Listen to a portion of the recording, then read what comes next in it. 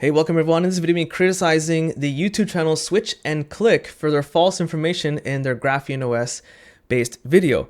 Now, if you want to see the written version of this video, you can find a link to a website in the video description. So this is part of a playlist in which is called Influencer Review, in which I call out and criticize tech influencers. I've done it with MKBHD, Linus Tech Tips, This is Tech Today, and even myself. I made a 13-minute video criticizing myself because I should be no exception to this. So Switch and Click is not small. It's a channel with 1.18 million subscribers, and the YouTube algorithm recommended a video, and I clicked on it and I knew this is gonna be absurd video, and I was right when I watched it, because the video has a picture of a thumbnail with GrapheneOS and it's called "It's Time to Quit Android."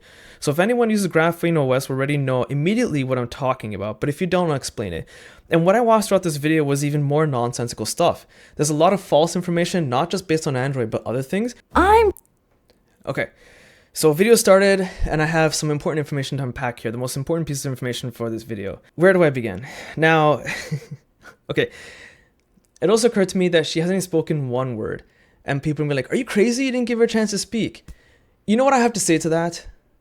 Yes, I am crazy, but fine, I'll give her like just some time to speak, and I'll explain my point anyway.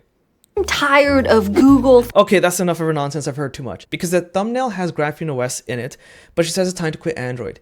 Except GrapheneOS is Android. Yeah. So already, this is why I mean there's a mouthful to unpack. She even mentions this in the video and then keeps contradicting herself, like her thumbnail and clickbait title. It's a clickbait thumbnail and title. That's exactly what they did here. And let me further my proof. So if you go to the GrapheneOS homepage, hit Control F, just type in Android, you'll say this Android app compatibility. Okay, we don't care about that. What we care about is some results further down. The feature pages provides an overview of the substantial privacy and security improvements added by the GrapheneOS to the Android open source project, AOSP. Many of our past features were contributed to AOSP, blah, blah, blah. They're literally saying that there's an Android open source project. This is what all these manufacturers use. Samsung uses it, any other cell phone manufacturer like Sony uses it, Google uses it. They help create it, but even Google uses it. The GrapheneOS took that and implemented it on Pixel devices, and now they're going to continue working on it with Motorola devices coming up. And so for her to say that is a complete contradiction and wrong. It's like saying I'm quitting Linux, but then saying I'm going to, hey, this Linux distribution over here, I'm going to my favorite distribution, but I'm quitting Linux. It makes no sense. In fact, to further my proof, let's just go to my phone, which is using GrapheneOS, and I'll show you. If you want to see an actual proper video explaining and detailing the good and the bad, because I do criticize GrapheneOS with proper merit, you'll put a link to that video in the video description. You can find it here, and a card that pops up here. But if you think like I'm trying to get brownie points for myself, don't watch that video. Watch someone else's. Don't watch hers, and I'll continue to prove her wrong. So to further my point, I'm going to go to my phone system settings. I've scrolled down all the way because I have to hide my IMEI number and phone number.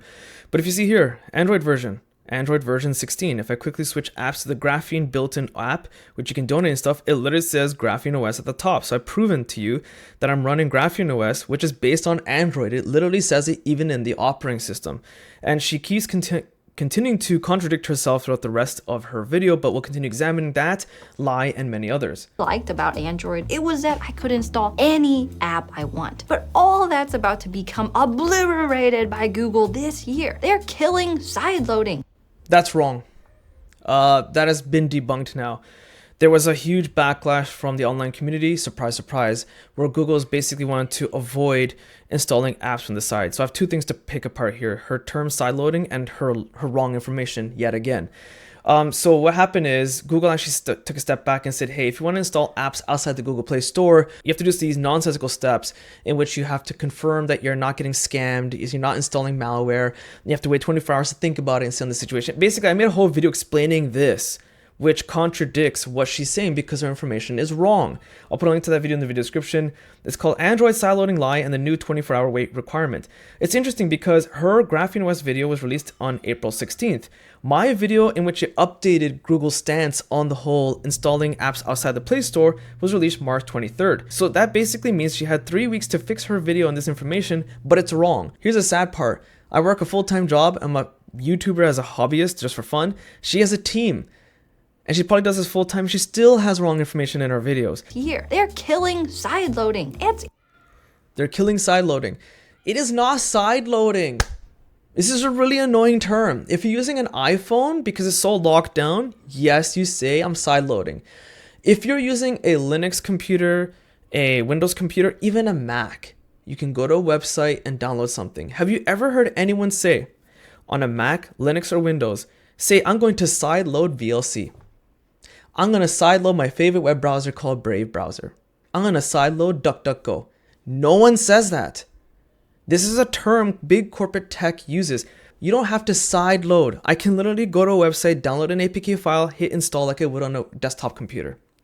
So the fact that she's trying to push for self-hosting and getting away from big tech, she's using their terms. Google calls it sideloading as well because they're like, this is a great term. We can call it sideloading. It's not. You're installing an app. Don't fall for Google's lies as well as hers. I don't think she knows what she's talking about. Now, if they were to make the excuse that, oh, we pre-recorded this video and it's set on a schedule because I do that sometimes, and then it was released after this whole change of Android. If she has a team of people working on her video, that's not an excuse because they should have went back, took it down, edited it, and then adjust it accordingly. So there's absolutely no excuse for that information about the whole side loading. How many features this thing has over stock Android? Just look at this huge list. There's network toggles, sensor toggles, private screenshots, so much more. And yes, of course, side loading apps. It's not side loading. It's just installing apps. And she thinks you need to use GrapheneOS to install apps outside of the Google Play Store. Just to get things to work. So the team and I got to testing. Fortunately, interesting. Okay, she has a whole team testing this, which makes her video that much worse because she has so much wrong information. So it's not just her doing it. Advertising ID. I bet Android would faint at that idea. Android can't faint at that idea because GrapheneOS is Android. Or permissions, there must be a way that I can push this bad boy to the max and make Android look like a coughing baby. I don't know what that means. You won't know what that means because you can't make GrapheneOS look like a coughing baby by GrapheneOS. Because it's Android.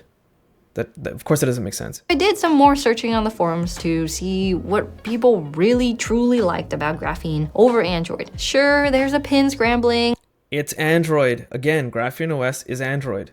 A PRS password that blows up all your data if you enter it. Really neat stuff if the police are onto you and you're a criminal. But again, I'm not.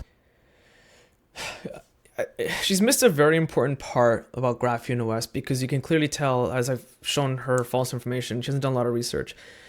If you're a criminal, you can blow up the phone. Sure, okay, no denying that. But if you look at it from an ethical standpoint, what about all those news reporters going into war-torn countries and they get arrested and beat up? Or even by non-war-torn countries, like during ICE protests and this and that. Journalists doing what is fundamentally right, and they're allowed to do by law, but these regimes break the laws. So they use GrapheneOS to protect themselves in their journal entries and pictures of evidence and whatnot. Or people protesting and police trying to exercise and stretch the limits of the law and, going through your phone when it's just not warranted. GrapheneOS privacy is not for criminals. This is a big misconception. It's meant for privacy from big tech. But if you're trying to do something right that is completely legal, like protesting and you're a journalist, it's a great way to protect your information. I think she missed the entire point of what this whole privacy and deleting all your data instantly purpose is. And that's when I found out about profiles. Apparently, these are kind of like users on Windows or a Mac. An app installed on one user can't be used by a different user. They're completely separated. This sounded like the perfect... That's wrong. That is 100% false. And it's weird because, again, her and her team researched this together, but she's like, apparently there's profiles. No, there are profiles. It's a fact. It's not apparently. You should have done your research properly with your team then. I mean, that means you and your team are not doing a good job. And she's also wrong about the comparison of GrapheneOS profiles to how it works on Windows. She basically said that, if you have an app installed on one profile. So wait, let me backtrack. Profiles are basically like virtual phones within GrapheneOS. So my main profile has like Proton VPN, email, this and that, and other open source apps. The second profile has some other apps that are privacy invading, And of course, I don't want them to access my information that often, so I only use that profile sparingly. Profile number 3 for me, again, these are all optional, the additional profiles. Profile number 3 for me is the one I use the least amount. It has the most privacy invading apps, which is like Google Maps and stuff, Google services. The way it works on GrapheneOS is whatever you do on the first profile cannot be seen on the second versus the third. They can't see anything. And the main profile is the admin. It can wipe and blow away the whole phone and all of the profiles, but it cannot log into the other profile. It'll still force you to enter the PIN for the second profile, third profile. And you can't see data from one profile to another. I explained this in the good and the bad overview. I'll link it here again. And I'll put the card there again. Basically, one of the things I notice is that I listen to a lot of MP3 now because I'm getting away from music streaming. So MP3s that I have on the second profile cannot be used on the first profile. You have to copy and paste them again because the storage and the apps are completely segregated. That's how GrapheneOS works. So in GrapheneOS, it's literally impossible to see what's happening one another for apps and data from one profile to the other. I've researched this like crazy, and there's like the most convoluted workarounds. They don't even work properly that I found on Reddit. So I just gave up. Like, it's not designed to do this. If you are an admin on Windows, you can go to any directory of any other user and see what's there. Also, if you install an app on the admin profile, some apps will come up and say, hey, do you want to install this across other profiles or other users? Rather, you say yes, it'll do that. So once again, she's giving wrong information of comparing GrapheneOS to other operating systems. This cool little feature has been hiding right under my nose the whole time, hidden away in the system settings as an inconspicuous users option. Come on, Graphene. This is the edge you have over Android. You should be marketing the heck out of this. Put it on your... Again, if you look at her video near the looks like the 1 minute 5 mark, she talks about a whole FAQ page. And if you go to the FAQ page, you hit Control F and you type in profiles. There's literally a whole section explaining profiles and how it works. And again, she said her team did research on this, and she mentioned reading through the FAQ. But then she's saying she didn't know profiles was that easy to find. She's contradicting herself. Now that is a much better way to switch than rummaging through my settings. But why is it hidden? Give me a tutorial. Give me some tips, Graphene. Come on. There are tons of videos on YouTube, including mine, explaining all of this in great detail. Again, the irony is that she talks about reading through the FAQ. It's literally listed in the FAQ. The tutorial and tips she's talking about is literally on the page she said she read. All this to say, Graphene is what Android should be. It should. Graphene is Android. This isn't just some alternative to Android in a lot of ways. Graphene is Android. There was some tinkering involved at the start, but it's nowhere near stuff like Linux. There's still one big... She just made it sound like using Linux is extremely complicated and a lot of tinkering involved.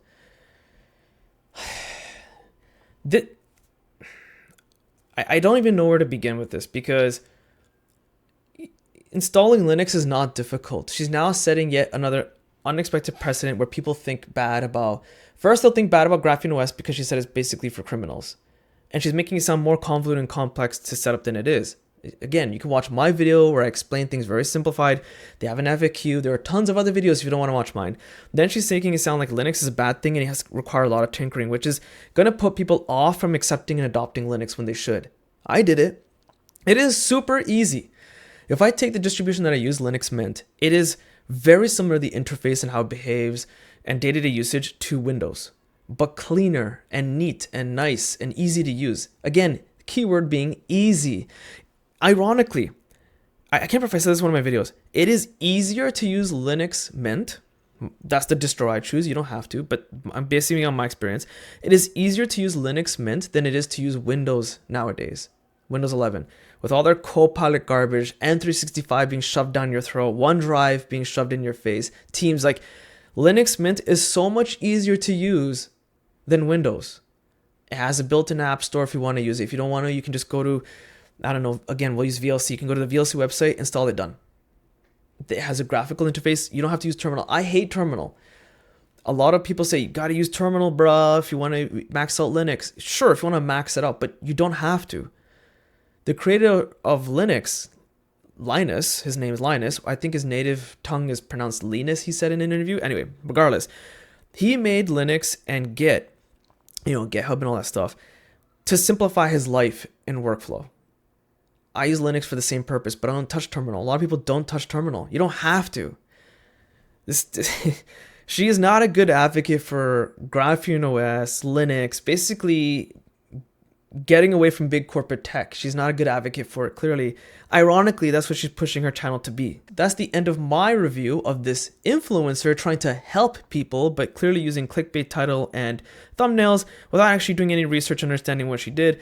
And that goes for her whole team. Again, she has a whole team backing her up.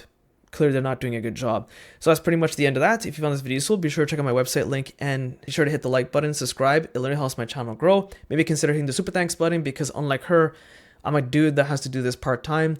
Here I am on a Saturday morning because I have a full-time job. Hitting the super thanks button helps me out and contributions. And that's pretty much a wrap.